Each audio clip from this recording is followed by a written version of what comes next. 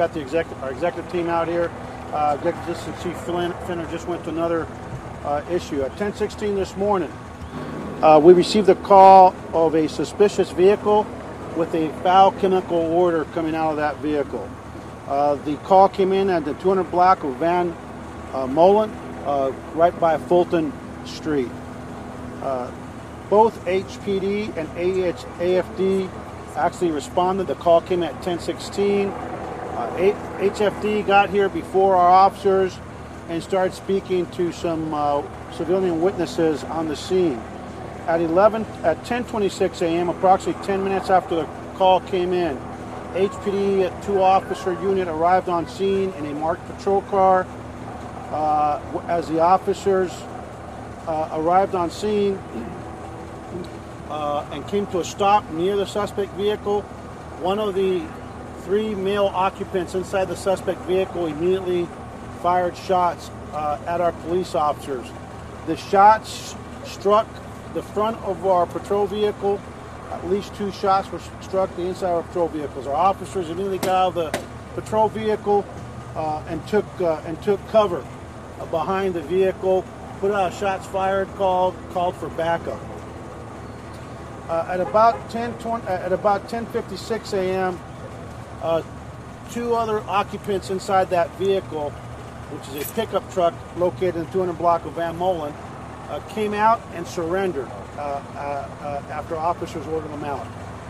Between the initial shots that the suspect fired at our officers, he also fired additional shots from inside the vehicle, and ultimately he fired 1 single shot that we believe at this point preliminarily appears to be a self-inflicted gunshot wound to the head. He did that while the other 2 suspects that were in the suspicious vehicle were inside the truck. As a matter of fact, one of the suspects that was on the right side of that man that died from his apparent self-inflicted gunshot wound actually has brain matter and blood all over his left side of his pants. After the suspects came out, the 2 that were remaining and taken into custody without further incident, SWAT that was called to the scene got here very quickly, actually cleared the house that's associated with this vehicle, the house that this vehicle was parked in front of. Our preliminary investigation has revealed that a female occupant of that residence actually saw the truck parked at the entry to the driveway, came out, tried to make contact. At least one of the individuals is known to that individual. She smelled a chemical odor coming out of the vehicle. She felt that it was suspicious, so she immediately went in and called 911. That woman, her baby, and an elderly woman in the house have been removed from the house and are safe. The suspect that did shoot himself in the car and was actually pronounced by the same firefighters that were here on the scene as part of the call. This investigation will be handled by Homicide Division. Homicide Division Special Investigations Unit is here. We've consulted with the DA's office. We never returned fire. No rounds were fired by the Houston Police Department, and I'm happy to say that there has been no loss of innocent life and no innocent person injured in this incident. So with that, I'm going to open it up to questions from any of you that you may have. So this all started there, so it's a smell of foul odor from this woman. This woman came out. She knows one of the individuals. There's a relationship there that I won't discuss at this time. She made contact, smelled a chemical odor coming out of the vehicle. She called 911 and reported a suspicious vehicle with a chemical odor coming out at the entrance to her driveway. When we arrived, our officers came to a stop just adjacent to the suspect vehicle. They immediately came under fire from one of the suspects in the vehicle.